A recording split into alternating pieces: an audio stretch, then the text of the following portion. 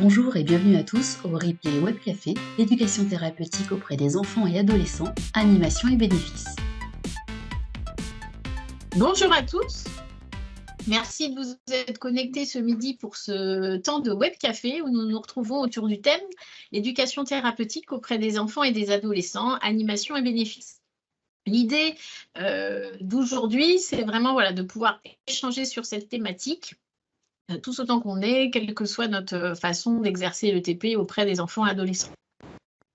Donc, nous allons...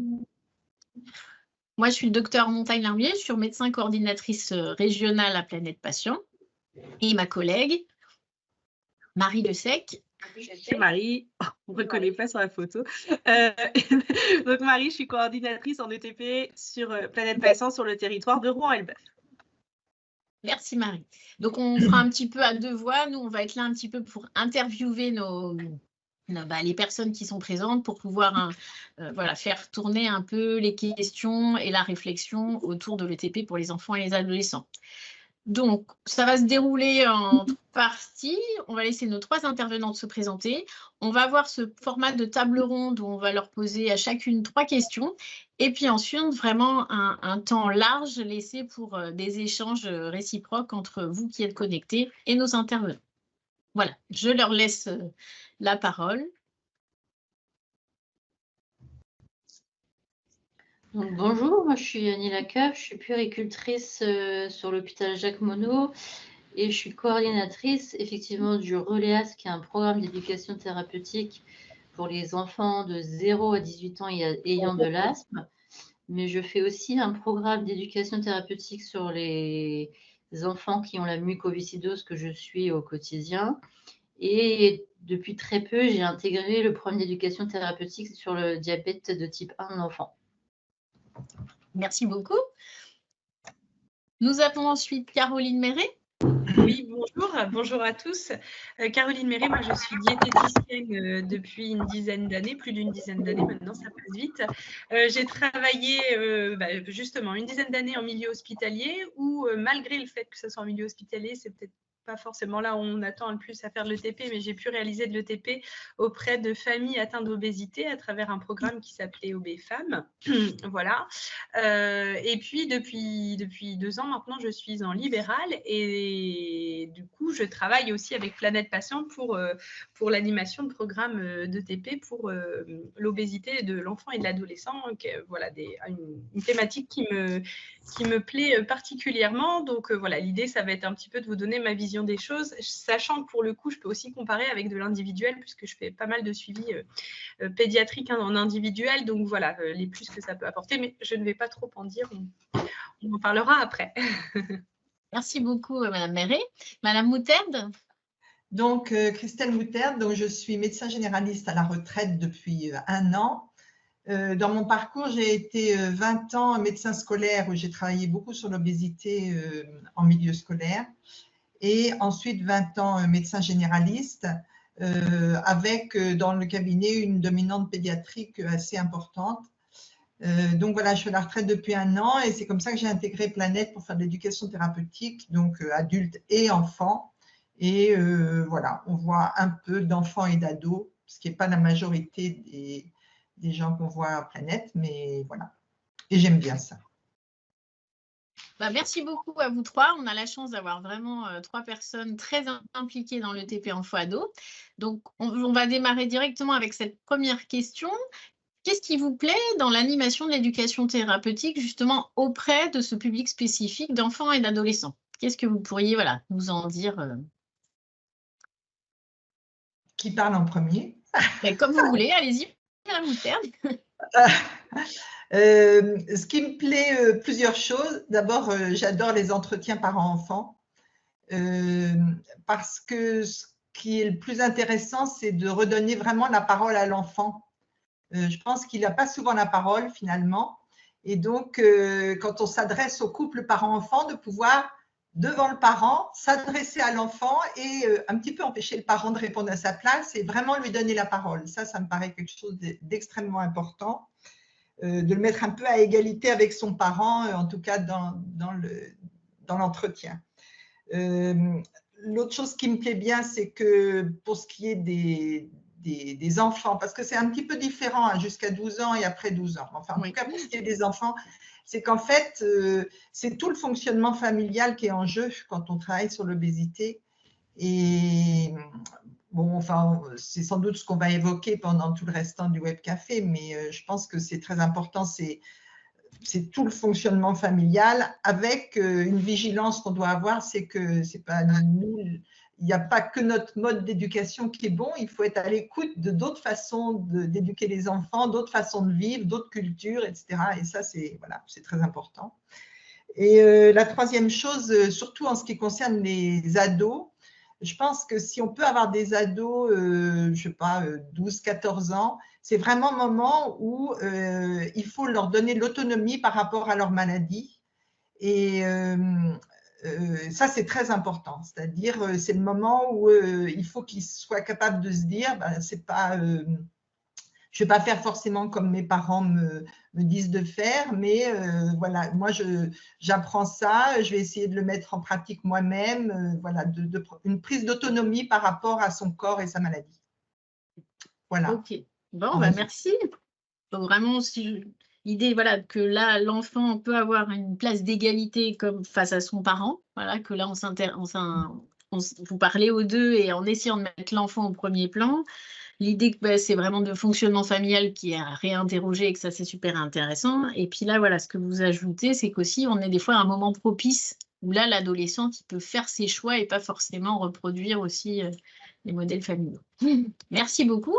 Madame Méret?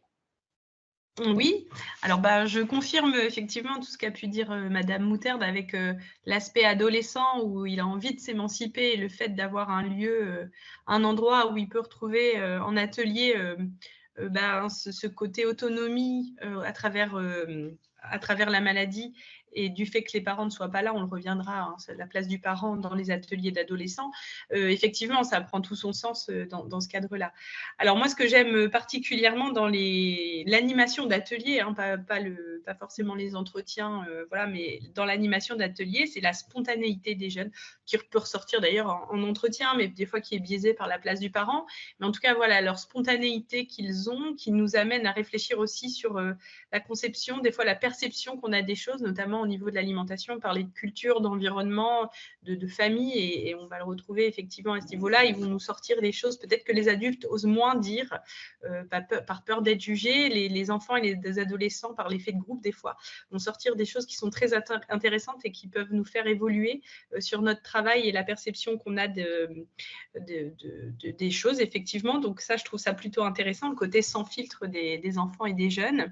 Et puis aussi la facilité qu'ils ont à appréhender les outils qu'on leur propose. C'est vrai que ça, c'est quand même assez facile, contrario peut-être avec une classe d'âge un peu plus âgés, on peut le dire comme ça, voilà, où c'est plus difficile. Là, c'est très facile pour eux d'être dans le ludique, dans le jeu. C'est quelque chose qu'ils attendent. Et voilà, donc je trouve ça vraiment très intéressant pour ça, de travailler avec des jeunes. Et puis, bien sûr, l'effet de groupe, mais ça, c'est pas lié forcément à l'enfant et à l'adolescent, c'est vraiment lié à l'ETP. Ben, merci beaucoup. Et peut-être qu'on reparlera dans la discussion justement de quel type d'outils et voilà, est facilitant pour les enfants et les ados. Merci beaucoup. Madame Lacoeuvre? Oui, alors du coup, il y a beaucoup de choses qui ont déjà été dites et je rejoins. Après, on travaille sur les mêmes principes. Je pense, voilà, effectivement, les moments d'entretien entre les parents et les enfants, c'est très important. Bien prendre la place de l'enfant, qu'il ait son temps de réponse. C'est souvent le moment de révélation ou de choses qu'on ne sont pas entendues par les parents, qui ne prennent pas le temps de les écouter. Donc ça, c'est un moment très important. Leur spontanéité, parce que des fois, on a des choses qui parfois, nous aussi, nous tombent un peu des nues, des réponses auxquelles on ne s'attendait pas ou des comportements qui peuvent un peu déstabiliser. Il faut vite se reprendre, mais voilà, c'est toujours enrichissant et ça fait toujours évoluer.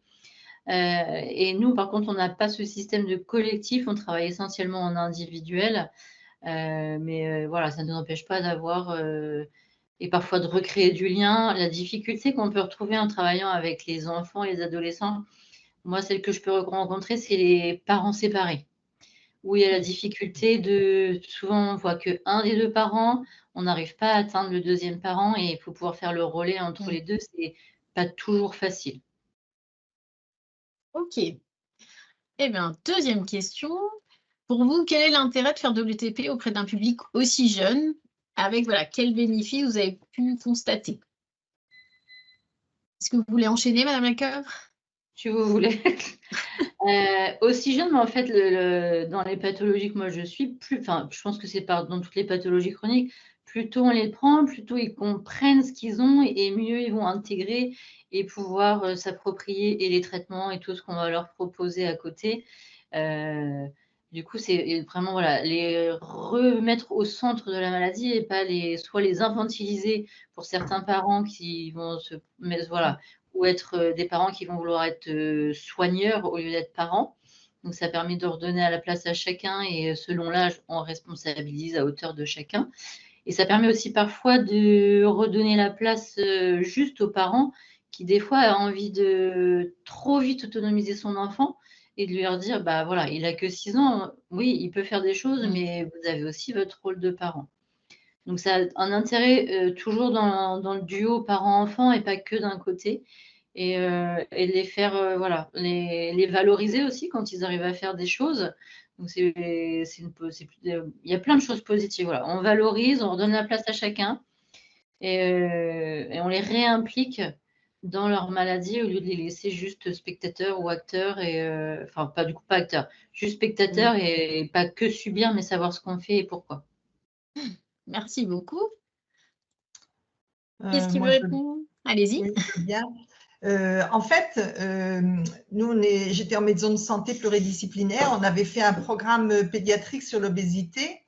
Et notre but, c'était de prendre les enfants encore plus jeunes, c'est-à-dire au moment de ce qu'on appelle le rebond d'adiposité, c'est-à-dire des enfants qui, en fait, au lieu de maigrir, entre guillemets, comme ils sont censés maigrir après 2 ans, continuent à prendre du poids, ou en tout cas ont un IMC qui réaugmente au lieu de baisser. Et donc, c'est pour dire qu'en fait, on pourrait même les programmes obésité les commencer encore plus tôt, sans doute avec alors pour le coup, un regard plus vers les parents et voilà. Mais c'est très compliqué parce qu'en fait, ils n'ont pas encore vu que leur enfant, enfin, ils n'arrivent pas à se rendre compte que leur enfant a une difficulté, un problème de poids à ce moment-là. Donc, c'est juste pour dire que c'est jamais trop jeune, surtout en termes de prévention. En fait, plus tôt on prend en charge les enfants et les ados, notamment dans l'obésité, et plus tôt, mieux on a des chances de réussir, quoi. Et justement, Donc, comment vous arriviez justement à leur proposer voilà, ce type d'atelier alors que la prise de conscience sur le problème de poids de leur enfant n'était pas encore claire? Parce que des fois, ce qu'on voit, c'est que des fois, les parents ont du mal à amener leur enfant parce que déjà, pour eux, c'est pas encore une problématique. en fait, le seul moment où ça a bien marché, c'est quand on a pris en charge des familles où ils avaient tous un problème de poids, ce qui est quand même très souvent le cas. Et à ce moment-là, à un moment, si la famille elle est prête à se mobiliser, tout le monde se mobilise en même temps. Et la diététicienne, elle faisait vraiment, elle voyait tout le monde, quoi.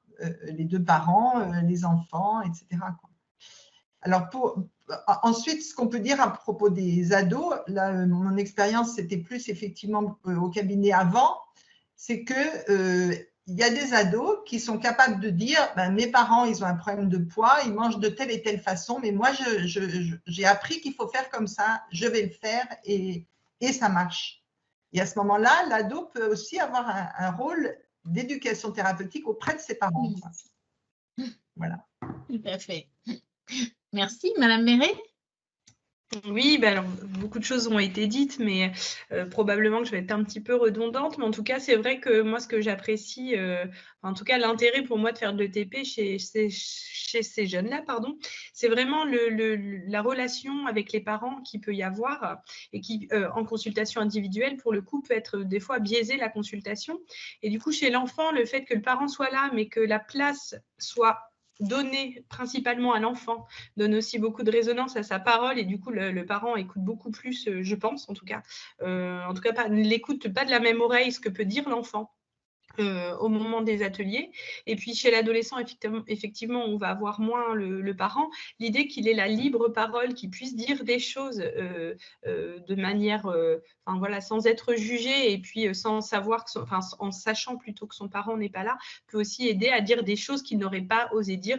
Alors là, comme ça, je parle du tout, enfin spécifiquement pour dans le cadre de l'obésité, mais s'il y a des troubles du comportement alimentaire ou autre, c'est des choses qui peuvent être dites en atelier et peut-être pas devant le parent à qui ça pourrait gêner. Voilà, et avec une parole libérée autour de ça, de tout ce qui est tabou, et voilà, donc parce qu'il reste entre jeunes et ça peut faciliter les choses.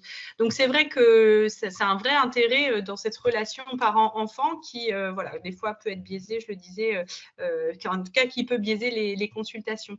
Après, ce qui est intéressant aussi, c'est, là encore, je prêche pour ma paroisse en parlant d'alimentation, mais dans les ateliers, on va pouvoir aborder l'alimentation sous des formes complètement différentes. On peut vraiment se faire plaisir. Et là, je pense, j'ai la validation de Marie sur les ateliers diététiques qu'on peut faire, parce qu'on peut vraiment aller travailler les stéréotypes, les idées reçues de l'alimentation avec les enfants, avec les adolescents, à travers d'outils. Il y a vraiment plein d'outils très ludiques et vraiment travailler en profondeur l'alimentation, l'équilibre alimentaire, qu'est-ce que c'est, et voilà. Et donc c'est très intéressant en tant que diététicienne de pouvoir travailler ces questions-là avec ce public-là, parce que comme je le disais tout à l'heure, il rentre vraiment dedans et c'est facile. Voilà. Ok, super. Je voudrais juste rajouter un petit mot par rapport aux adolescents. Moi, il y a un atelier que j'adore qui s'appelle « Ces émotions qui me font manger ». Et vraiment, on a des paroles d'ados que je pense qu'ils n'ont jamais pu dire, quoi. Notamment, je mange parce que je manque d'amour, quoi. Enfin, il y a une ado qui a dit ça un jour. Bon, alors, ça va parce que c'est dans un groupe où ils ne se connaissent pas et ils savent qu'il y a une confidentialité, etc. Donc, ils peuvent dire les choses. Mais je pense qu'ils n'ont pas beaucoup de lieux où dire des choses comme ça. Et que ça, c'est extrêmement important. Il y avait une question dans le chat qui demandait, est-ce que l'enfant n'est pas plus spontané quand il n'est pas avec ses parents finalement? Qu'est-ce que vous en diriez? Bah, après, ça dépend, je dirais, l'âge de l'enfant. C'est toute la problématique. Un très jeune enfant aura plus de mal à être en confiance s'il n'a pas son parent à côté. Puis plus il va grandir, effectivement, plus il sera, et l'adolescence, j'en parle même pas, mais il aura une plus grande facilité à dire les choses, je pense, effectivement. Après, bien sûr, tout dépend de l'atelier, du groupe, de l'animateur, où il y a un vrai travail de mise en confiance dès le début et vraiment d'axer sur le fait qu'on n'est pas dans le jugement tous ensemble, parce qu'à l'adolescence, on va quand même travailler l'estime de soi, la confiance en soi. Mais une fois que ça c'est bien établi, je rejoins tout à fait Madame Mouterne sur le fait qu'on peut avoir des choses qui ressortent qui sont très très fortes et qui peuvent vraiment faire avancer après pour le travail du jeune. Et par rapport aux parents, c'est arrivé quand même assez souvent qu'un enfant dise des choses que sont devant ses parents qu'il n'a jamais, enfin, ou en tout cas qu'ils n'ont jamais entendues. Enfin, ça a déjà été dit, mais je crois que c'est très important. Dès qu'on leur redonne plus la place, qu'on s'adresse plus à eux pendant un entretien, ils peuvent dire des choses devant leurs parents qui sont extrêmement importantes et qu'ils n'ont encore jamais pu dire, ou en tout cas que les parents n'ont pas entendu. Okay, Madame Laquèvre, est-ce que vous voudriez rebondir aussi sur cette question? Je rejoins tout, hein, c'est qu'effectivement, les remettre la libération de la parole, ça dépend vraiment des enfants. J'ai des tout petits qui vont vite parler, d'autres qui sont plus réservés, et dans la même chose chez les ados, il y en a qui ont besoin d'avoir leurs parents pour être en confiance et pouvoir s'exprimer, d'autres qui vont être plus à l'aise sans le parent, donc c'est vraiment adaptable, à adapter à chaque enfant, à chaque situation. Moi, je sais que souvent, j'essaye d'évaluer pendant le temps du BEP la relation entre le parent et l'enfant pour voir est-ce qu'il y a une bonne cohésion, est-ce qu'il y a une bonne entente, ou est-ce qu'il y a quelques freins, et c'est à partir de ça, j'ai pu choisir est-ce que je vais faire plus de l'individuel ou plus de la séance avec le parent. Je ne suis pas sûre que ça dépende que de l'âge, en fait. Ça dépend surtout du tempérament des enfants et de la relation parent-enfant qui est mise en place. Ok, on vous propose encore une petite question. Pour vous, un petit peu, quelles seraient les spécificités dans l'animation de l'éducation thérapeutique pour des enfants et des adolescents et à quoi, voilà, faut vraiment être vigilant justement dans cette animation. Alors, Je Mme veux bien Perret, prendre la parole. Ah oui. allez-y. Alors bon, après, je pense que ça touche les enfants, les adolescents, mais maintenant aussi beaucoup les adultes, hein. C'est le problème de concentration qui pose souci. Voilà, il faut savoir très vite se renouveler pour pas perdre leur concentration, rester sur des choses très ludiques, hein, voilà, pour qu'ils soient tout le temps avec nous et pas happés par d'autres choses. Mais ça, voilà, je pense que on a l'habitude en fait. Je pense pas que ça soit spécifique aux jeunes, mais c'est vrai que je pense que c'est d'autant plus le cas pour eux. Après, bien fixer les règles parce que ça reste des jeunes avec d'autres jeunes, donc forcément, hein, c'est pas la cour de récré. Il faut fixer le cadre, bien expliquer le cadre et puis pas se laisser déborder. Je dirais que c'est peut-être un des points des fois qui fait peur avec les ateliers d'enfants et d'adolescents, c'est que ça puisse déborder en fonction du nombre, bien sûr, d'enfants lors de l'atelier. Et voilà, donc ça, c'est surtout, je dirais, le premier atelier, ça va, mais plus on va en faire, plus effectivement, le risque, il est plus élevé que ça puisse déborder. Après, ça reste des enfants, des adolescents, donc bien sûr, il y a tout, on en a parlé lors de la deuxième question, il y a toute la question de l'estime de soi, de la confiance en soi, donc ne surtout pas brusquer. Ça paraît assez logique, mais c'est vraiment important de ne pas mettre en difficulté l'enfant ou l'adolescent. Lui laisser la parole sans non plus le forcer, je crois que ça, c'est vraiment important, hein, laisser le libre choix dans sa prise de parole. Et puis voilà. Et puis, alors peut-être là aussi, cette nuance-là qui n'est pas simple, c'est-à-dire leur laisser la parole sans les forcer et en même temps, des fois, aller la chercher. Vraiment trouver le juste milieu pour ceux qui sont peut-être un peu timides, mais qui aimeraient qu'on les pousse un petit peu pour pouvoir parler. Et là, voilà, savoir trouver cette justesse-là, à pouvoir encourager sans forcer. Et donc, le fait d'être à deux en atelier, ça a d'autant plus de sens. Comme ça, il y en a un qui anime et l'autre qui peut bien observer le groupe, voir un petit peu en individuel comment ça se passe pour pouvoir aider chaque jeune à trouver sa place dans cet atelier. Ce n'est pas forcément simple. Il y avait une réaction du docteur Valois? Vous aviez levé la main? Oui. Pauline Valois.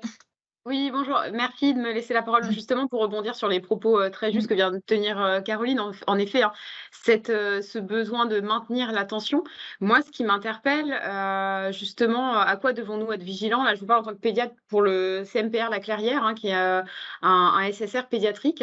Mes collègues animent un atelier, puis stop à la fin de cet atelier et passent sur une autre activité, généralement de l'activité physique, voilà, pour les adolescents qui sont en séjour thérapeutique au sein de l'établissement.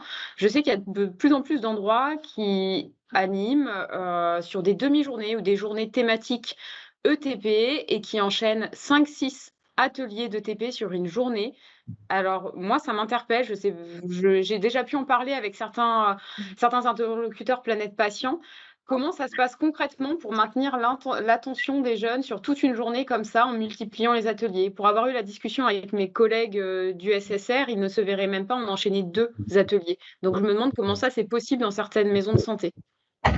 Est-ce que je peux te répondre, Pauline, du coup, sur ce qui se fait? Je me permets de répondre, du coup, là, sur la casquette Coordo ETP à Rouen. Donc, on a fait effectivement cette expérience sur une demi-journée.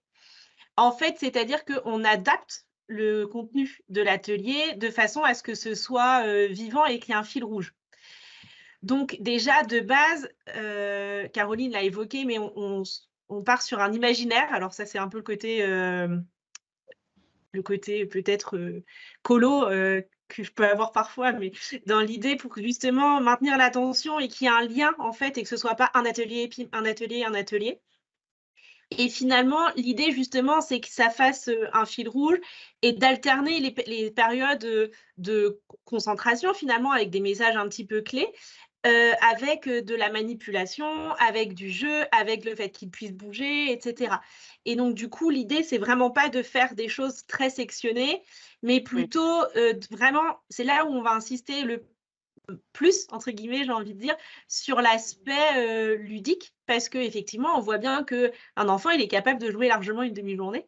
Donc, du coup, il faut que lui, il ait l'impression de jouer le plus possible et que s'il a l'impression de jouer, on arrive à leur passer des messages clés, à ces moments-là, justement, en essayant de focaliser l'attention sur le message clé et donc du coup, de bien les avoir identifiés en amont, mais finalement que ça puisse être fait de façon un peu informelle. C'est vrai que par contre, comparé à ce qu'on peut faire avec de l'adulte, on va dérouler son atelier ETP de façon très, je vais dire carré, c'est moche comme Oui. mot, mais Scolaire, tu peux dire, ouais, scolaire. voilà, ou, très scolaire ou carré, enfin vraiment, ce qu'on peut faire avec des adultes, hein, où ça pose pas trop de problèmes et encore des fois, je pense qu'on pourrait, se poser la question aussi. C'est vraiment il faut prévoir des espaces pour le faire qui correspondent également, dans le sens où, c'est sûr que si tu les laisses assis toute la matinée, à dérouler le truc, bon, il y a peu de chances que ça leur plaise. Pour l'avoir fait ici, on a eu que des très bons retours des enfants et la même chose avec des ados parce que finalement, ils ont pas eu l'impression ils ont pas vu le temps passer. Alors Non, après, mais on en oui, enchaîne on avait déjà pu en échanger du coup, et c'est ça, voilà, toutes les deux. Ouais, on n'en enchaîne pas 5-6, hein, on en enchaîne, 3, grand max 4, il y a une- ouais. voilà. Je J'ai sais connaissance pas, d'une maison de santé où ils en font 6, hein, 3 le matin, pique-nique, et 3 l'après-midi, quoi. Et là, moi, ça m'interpellait sur la bah, capacité. je laisse, les intervenantes répondre pour, sur leurs expériences et si elles ont eu des retours là-dessus, mais voilà. Merci Marie. Moi, sur les vigilances, j'étais plutôt dans un autre,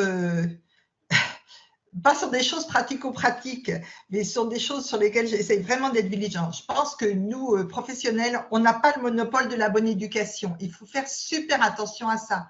Parce que les familles qu'on va voir, les parents sont beaucoup sur les écrans. Donc, quand on fait l'atelier ado et écran, voilà, il ne faut pas être dans le jugement. Il faut faire super attention, quoi, de ne pas être dans le jugement et essayer de proposer des alternatives sans, voilà, sans démonter la famille, quoi. Parce que c'est tout ça qui est en jeu. Moi, les points de vigilance, notamment sur les ados, c'est la limite avec la psychiatrie quelquefois et les problèmes de troubles pathologiques du comportement alimentaire. Je pense qu'il faut faire super attention. Alors, moi, je suis un peu dans le diagnostic aussi de par ma formation, mais il faut vraiment faire très attention, quoi. Dans les enfants, les ados que j'ai eus récemment, il y avait des enfants qui étaient suivis en psychiatrie avec des traitements psy et tout ça. On a évité tous les ateliers qui étaient trop proches du psy, quoi. Enfin, je ne sais pas comment vous dire ça autrement, mais finalement, on est resté dans… Enfin, moi, j'ai fait des choix d'ateliers très pratico-pratiques, quoi, pour pas qu'il y ait des débordements et qu'il y ait… voilà. Je pense qu'il y a une vigilance, notamment pour les ados, à avoir sur tout ce qui est autour de la psychiatrie. Madame Méret, peut-être d'autres réactions sur ce thème-là? Alors, je suis plutôt d'accord. L'adolescence, effectivement, il y a, pour le coup, moi, c'est dans le cadre des troubles du comportement alimentaire où il faudra être vigilant que ça ne déborde pas à ce niveau-là. Après, rajouter pour la question du docteur Valois, alors moi, je n'ai pas d'expérience. Je fais ma première expérience au mois de fin février, je crois. Donc, je ferai un retour à partir de là. Je fais une demi-journée pour les enfants, une demi-journée pour les adolescents.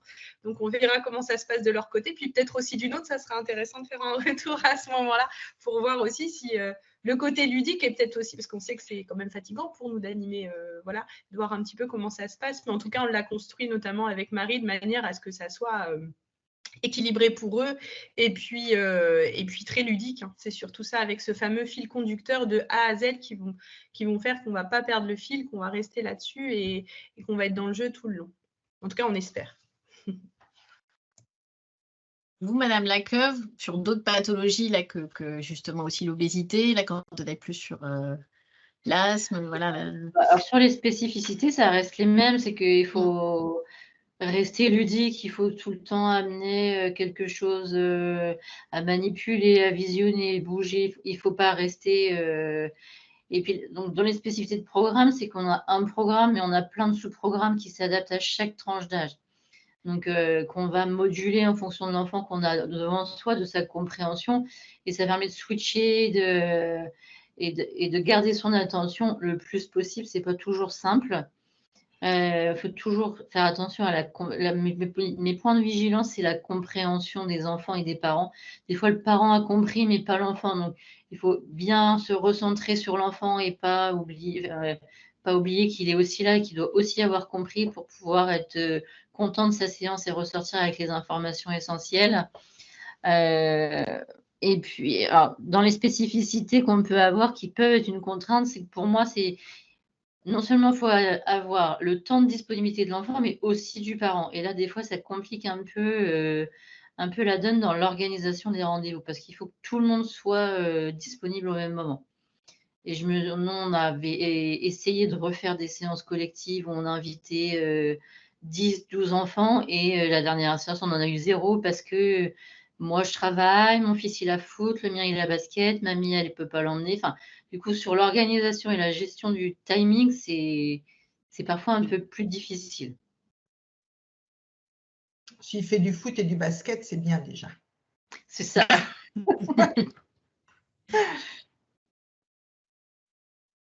Effectivement, la question aussi derrière, c'est voilà, comment faire pour que le parent aussi se mobilise pour aussi percevoir l'importance voilà, de ces ateliers d'éducation thérapeutique et pour essayer aussi d'en faire des fois une priorité dans son planning et dans le planning de l'enfant. Parce que effectivement, il y a aussi ça de se dire comment on peut réussir à ce que ce soit que aussi l'enfant sente la mobilisation du parent, qui finalement, rien que par sa mobilisation aussi envoie un message, comme quoi, ou alors il est préoccupé par la problématique santé, ou il est prêt aussi à se mobiliser, ce qui peut aussi aider l'enfant à commencer à s'y mettre. Parce que, comme on disait, il y a tous les enjeux de la famille qui vont se rejouer là autour de la participation ou non. Est-ce que le parent va dire c'est pas grave si tu n'y vas pas? Est-ce que quand ils sont impliqués, est-ce qu'après quand ils rentrent à la maison, on imagine si on est autour de l'obésité et de comment comment peut-être moduler ou ajuster l'alimentation? Est-ce qu'il va y avoir aussi cette question du parent qui est prêt à se remettre en cause ou à dire tiens, on a fait l'atelier ensemble, est-ce qu'on va faire les menus ensemble? Il y a aussi ça de comment finalement c'est repris après à la maison avec les parents. Est-ce que ça, ils arrivent, comment faire pour que laisser cette place dans les ateliers pour que chacun puisse donner aussi son ressenti sur ce qu'ils en font ensuite. D'où l'intérêt d'avoir le parent en accompagnant aux ateliers des 6-12 ans, effectivement, où là, on sait que la place du parent, la place éducative, la place de l'alimentation au sein de la famille va avoir une importance. Je pense que ça, effectivement, si on veut du changement, il ne viendra pas de l'enfant seul. En fait, l'enfant doit absolument être soutenu par les parents. Et je dirais que c'est même aux parents d'amener le changement pour montrer aussi à l'enfant. Donc, autant à l'adolescence, c'est différent. On peut travailler des choses à côté, comme l'activité physique. Là, on sait que le parent aura peu de prise, les écrans, etc.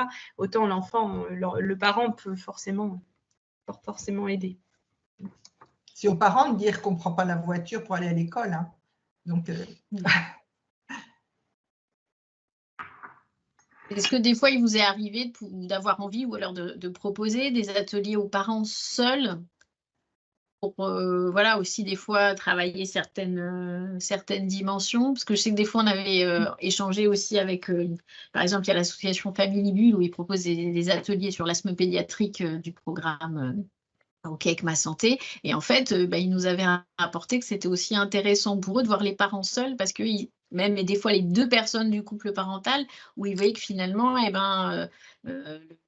la prise en soin, c'était une charge mentale des fois plus pour l'un parent que pour l'autre. De finalement aussi répartir les rôles, d'aussi répartir quelle place on peut donner à l'enfant dans tout ça. Est-ce que c'est que aux parents de gérer?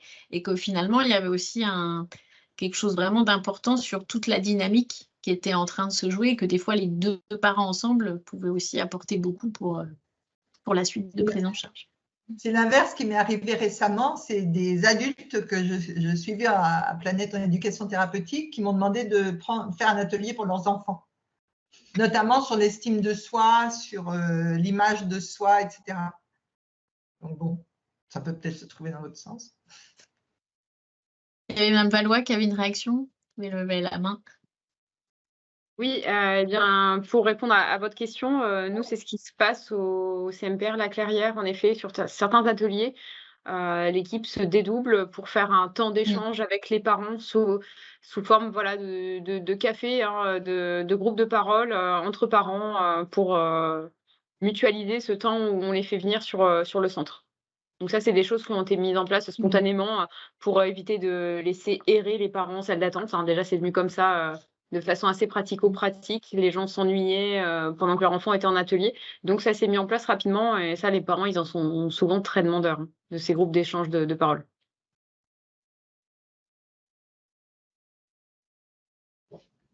On a une Est-ce qu'après, question il y a sur- un temps commun de reprise avec les enfants et les parents? Oui, oui, oui. Et après, il y a temps commun, qui est souvent supervisé par, notre éducatrice spécialisée et la psychologue pour la remise en commun. On a une question. Est-ce que vous auriez des exemples d'ateliers par rapport à l'obésité? Est-ce que quelqu'un veut répondre sur... Je sais pas, j'en ai fait 2 récemment avec des ados. Un qui s'appelle c'est quoi ta berceuse? Alors, l'idée, c'est un travail sur le temps d'écran et sur le sommeil. Chercher comment est-ce que les écrans empêchent de s'endormir voilà, à des heures correctes, quoi. Donc, on travaille avec l'enfant sur une grande ligne horaire où, pour un jour d'école et pour un jour sans école, ils font leur emploi du temps. Donc, à quel moment on allume le téléphone, combien de temps, quand est-ce qu'on mange, quand est-ce qu'on sort, est-ce qu'on a une activité physique ou autre, et à quelle heure on éteint le téléphone, à quelle heure on dort, quel est le temps de sommeil, etc. Donc, c'est un travail qui se fait, et puis il y a un échange ensuite. Et après ça, ils doivent colorier en vert ce qui est bon pour leur santé dans chaque temps, et en rouge ce qui est plutôt moins bon pour leur santé dans chaque temps. Bon, ça, c'est un exemple d'atelier. Et puis après, comment est-ce qu'ils pourraient, qu'est-ce qu'ils sont prêts à modifier dans cette journée d'école ou pas d'école. Et puis, mon atelier préféré, qui est ces émotions qui nous font manger, en fait, on a tout un tas de cartes de situations et d'émotions, et ben, ils doivent en choisir chacun 2 ou 3 qui correspondent à des situations où, quand ça se passe, ils mangent. Et en fait, c'est un petit peu basé sur l'idée, quand on a une émotion, il faut trouver une réponse à cette émotion qui soit adaptée et non pas forcément manger. Donc, il faut chercher pour chaque émotion quelle pourrait être la solution pour aller mieux en fonction de cette émotion, pour éviter de manger à la place. Trouver des alternatives, toujours. Je ne sais pas si j'ai répondu à la question. Je pense qu'on a plusieurs ateliers, hein, voilà, qui sont chez Planète. Après, il y a d'autres ateliers dans les autres. En fait, voilà, quels sont les exemples? Il y en a pas mal, puisque ça dépend vraiment de chaque programme ETP. Chaque programme a vraiment sa spécificité et son mode de prise en charge. On va avoir des ateliers de dégustation en pleine conscience également. On va avoir des ateliers où on va pouvoir s'exprimer sur le vécu de la maladie. Les ateliers émotions, effectivement. Les ateliers activité physique, où on va les inviter à aller faire du géocaching. On a des ateliers sur l'image de soi, sur les réseaux sociaux et sur le sommeil. Grosso modo, voilà, chez Planète, les branches d'ateliers pédiatriques qui sont proposées. On a une question également sur la transition. Alors, je ne sais pas si c'est la question sur la transition de genre ou plutôt la transition entre la pédia et l'adulte. Est-ce que la personne qui a posé la question veut bien nous prendre la parole et nous expliquer?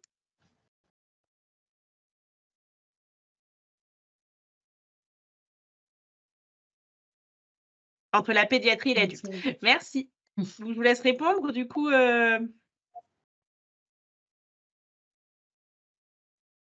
Bon, moi, je veux bien répondre. J'ai eu tout un groupe, enfin, j'ai fait ma sauce.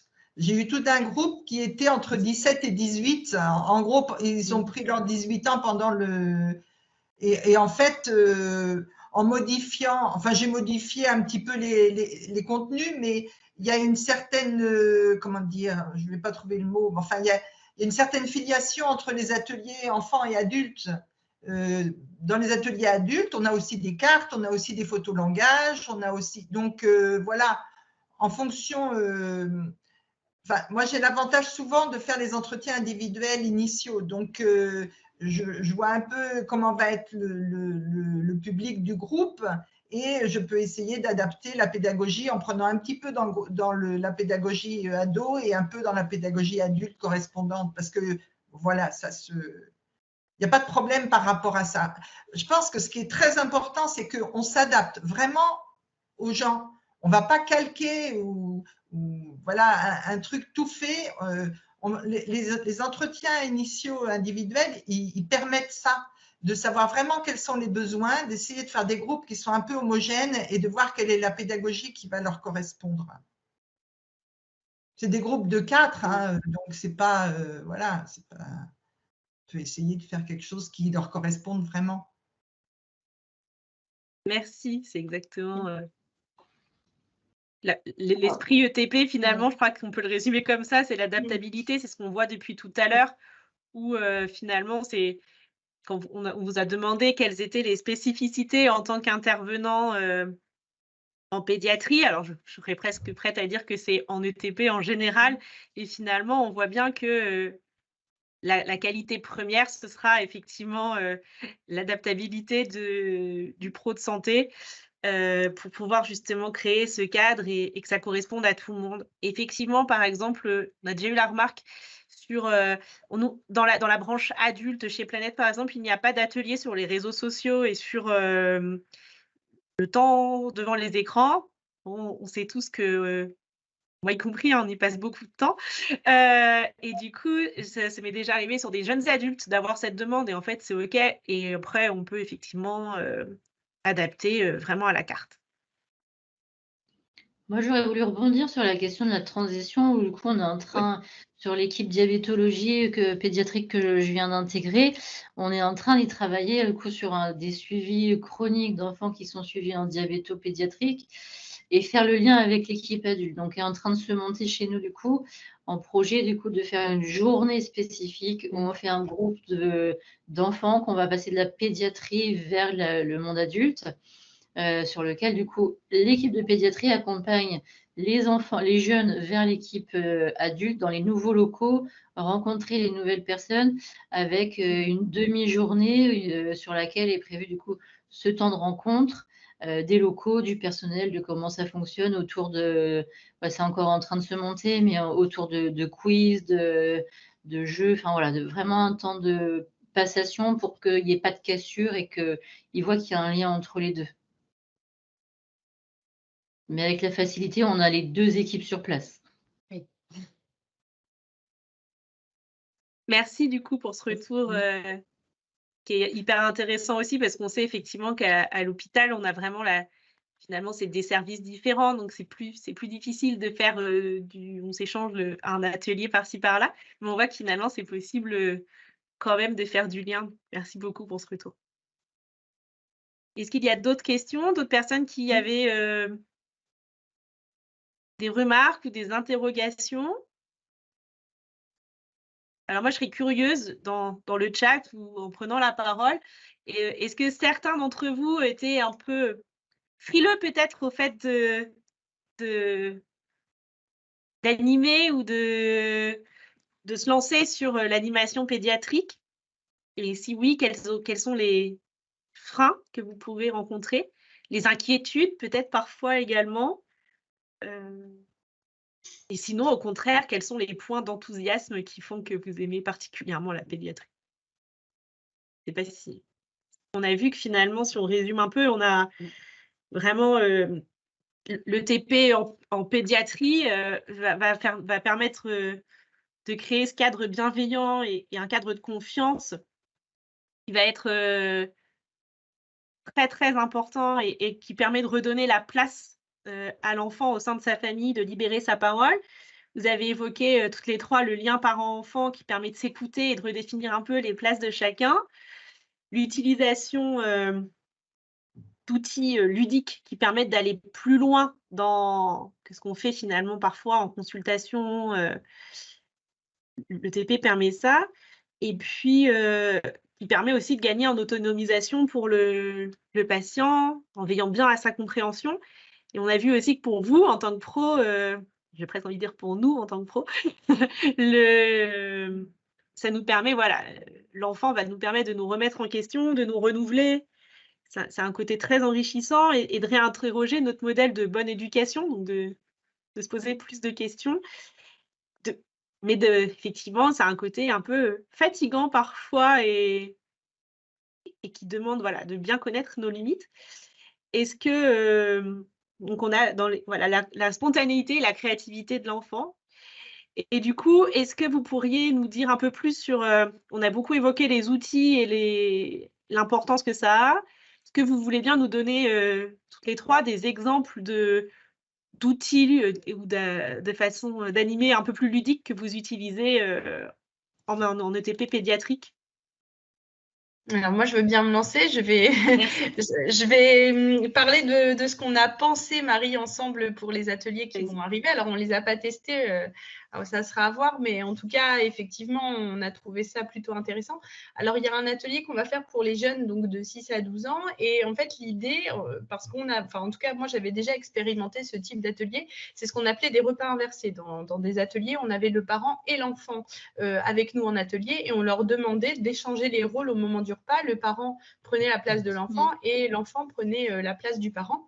Ce qui était très bien dans ces ateliers-là, c'est que ça ressortait énormément de choses qui n'étaient jamais évoquées en consultation et même en atelier. Tous les petits à côté qu'on ne voyait pas. Et le fait de mimer l'autre, il y a des petites choses qui ressortaient qui étaient intéressantes, notamment la place de l'écran à table. Et là, pour le coup, c'était plutôt la place de l'écran et du portable pour le parent à table. Voilà, ça c'était quelque chose qui m'avait interloqué à ce moment-là parce que souvent on questionne l'enfant sur son temps d'écran au moment du repas, mais pas forcément le parent. Enfin, là, c'était la petite aparté pour dire qu'à partir de là, on s'est dit que ça serait intéressant, effectivement, de mieux comprendre comment se passe ce temps de repas.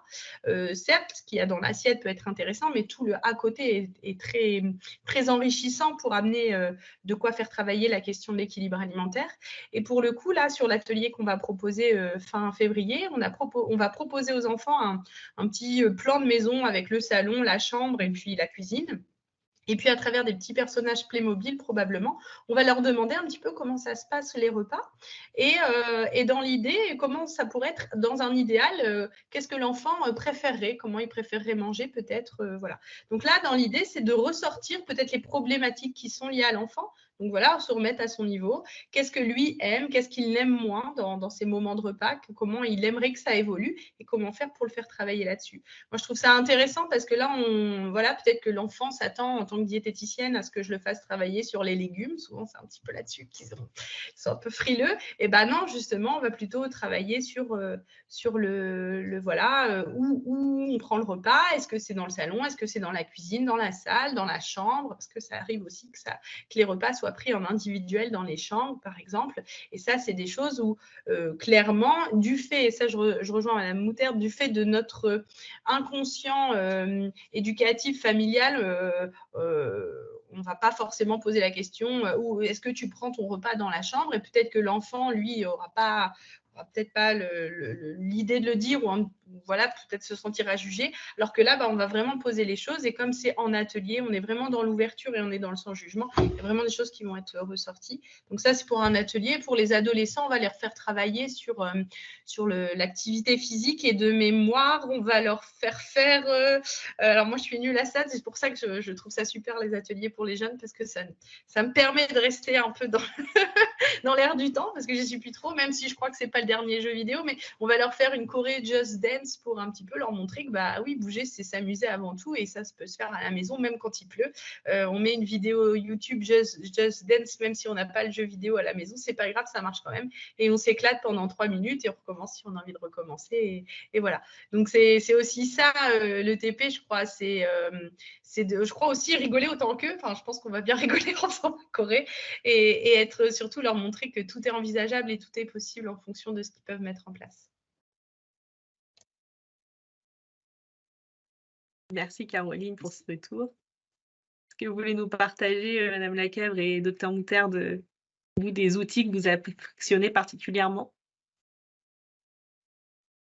Moi, j'utilise les cartes émotions, j'en ai parlé déjà un petit peu, je trouve que c'est très intéressant. Et puis, le grand fil de la journée avec les écrans, bon, voilà, c'est par exemple, hein, sur les ateliers que j'anime. Après ça, sur l'atelier image de soi, l'enfant se dessine et puis après, il dit où est-ce qu'il se plaît, où est-ce qu'il ne se plaît pas, quelle est la partie de son corps, etc., qui lui plaît ou pas. Puis après ça, on travaille sur, quand vous voyez quelqu'un, qu'est-ce que vous regardez en premier? En principe, ce n'est pas les cuisses, quoi. C'est plutôt les yeux, le visage. Et après ça, il y a tout à la fois des images et des listes, d'une part de parties du corps, les yeux, etc. Donc, ils cherchent qu'est-ce qu'ils ont de beau dans leur corps. Et très souvent, c'est tout autour du visage. Et c'est vrai qu'on voit, ils ont des beaux yeux, ils sont souriants, etc. Et après ça, toutes les qualités. L'empathie, alors c'est pas dit comme ça dans les fiches, je n'ai pas les fiches sous la main, mais le sourire, d'être généreux, de savoir écouter les copains, etc. Tout un tas de qualités pour essayer de retrouver tous les côtés positifs à la fois de leur personnalité et de leur physique, bien sûr, même s'ils ont un problème de poids. Ça marche super bien le dessin. Moi, j'y croyais pas.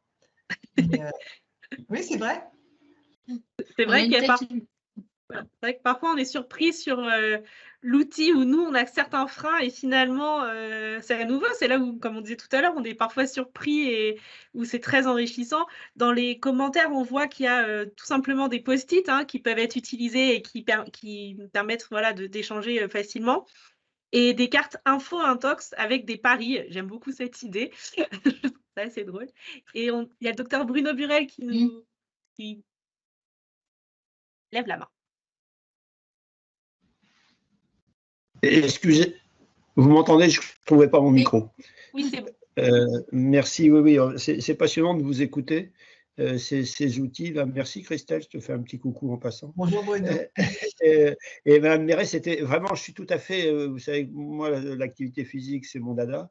Et donc, en parlant de dada, je pense que de fait, c'est chez l'enfant, chez l'ado, c'est vraiment le jeu, la danse, bouger, c'est vraiment, voilà, tout à l'heure, là, j'étais à une autre réunion, on a parlé un petit peu de ça parce qu'il y a des projets à droite et à gauche où ils parlaient de sport. Je leur dis non, on ne parle pas de ce sujet-là. Non, c'est pas ça le sujet. Le sujet, c'est de bouger. Et donc, et les propositions que vous faites sont vraiment, à mon avis, la voie à suivre et à généraliser. C'est comme ça. Et je suis d'accord, un adolescent qui n'a pas envie de bouger, si on commence à lui dire qu'il faut faire du sport ou est-ce qu'on réfléchit à un sport, ne serait-ce qu'en cours d'année, ça va être difficile à envisager en fait. Et déjà partir sur le fait de bouger son corps en y prenant du plaisir. Là encore, on parlait du corps, l'image du corps et ce à quoi ça fait référence chez des adolescents atteints d'obésité. Effectivement, l'idée, ça va être de trouver des solutions à leur portée, même si effectivement, l'objectif, c'est peut-être qu'ils aillent après vers un sport, mais pas en première instance. Et si déjà après un atelier, ils repartent avec l'idée qu'ils peuvent bouger en s'amusant, je pense qu'on aura gagné une partie de l'objectif. Et qui sont à l'aise dans leur corps quand ils bougent dans ces jeux-là, c'est ça aussi, c'est-à-dire qu'en fait, de sorte, parce qu'ils ne sont pas à l'aise dans le sport souvent, et donc du coup, il faut les réadapter au mouvement dans des choses ludiques, quoi.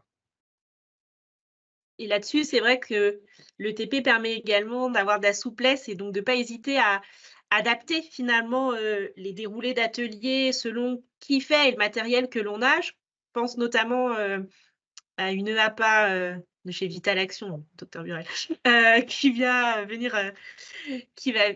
animer également pour des ados. Et elle, au lieu du coup du Just Dance, là, qu'on avait réfléchi, qui n'est pas du tout dans le déroulé de base non plus, qui va utiliser des Blaze Pods.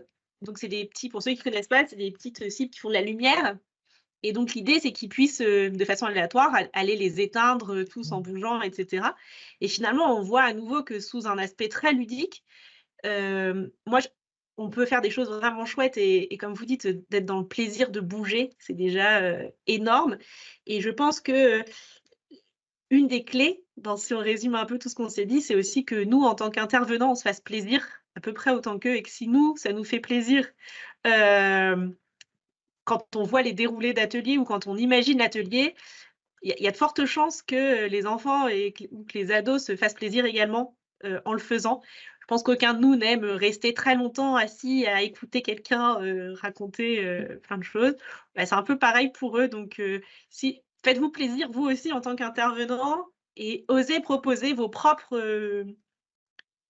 idées, vos propres outils, parce que nous, on ne les connaissait pas forcément. Moi, les Blaze Pods, je ne connaissais pas du tout. Et je suis hyper enthousiaste et j'ai très hâte que ça se passe pour pouvoir jouer aussi. Donc, du coup, et ça va permettre également de créer ce lien de confiance, parce que je pense que je vais galérer tout autant qu'eux si je le fais. Donc, ça permet aussi de changer l'idée et l'image qu'on peut avoir en tant que soignant. Et je pense que l'ETP sert à ça également. Je pense que le maître mot, c'est quand même plaisir.